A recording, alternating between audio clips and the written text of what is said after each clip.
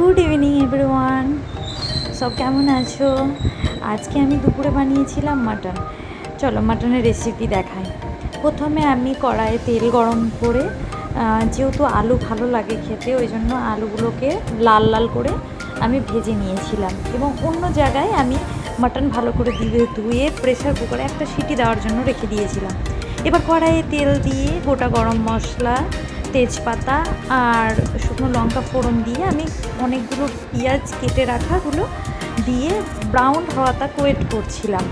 এবার তার উপরে নুন দিয়ে দিলাম পেঁয়াজের উপরে। এবার সুন্দরভাবে পেঁয়াজগুলো যখন একদম নেতিয়ে গেল, তখন তার উপরে আমি রসুন, আদা, কাঁচা লঙ্কা বাটা দিয়ে দিয়েছিলাম। দিয়ে ভালোভাবে সব পেস্টগুলোকে ধিমি আঁচে খুব সুন্দরভাবে কষে নিচ্ছিলাম এবং আমি একটু কালারের জন্য কাশ্মীরি লঙ্কার গুঁড়ো ইউজ করেছিলাম। তারপরে হলুদ দিয়ে দিলাম। এবার একটা গোটা টমেটো তার উপরে দিয়ে দিলাম।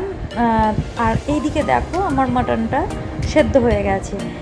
তারপরে যখন মশলা কষা হয়ে গেল তখন মাটনটা আমি দিয়ে দিলাম। দিয়ে আঁচ কমিয়ে ধীরে ধীরে ধীরে ধীরে মোটামুটি আধা ঘন্টা তাক কষতে থাকলাম এবং যখন জল দরকার পড়ছিল তখন মাটন থেকে যে স্টুটা বেরিয়েছিল আমি সেটাকে অ্যাড করছিলাম হাতার সাহায্যে।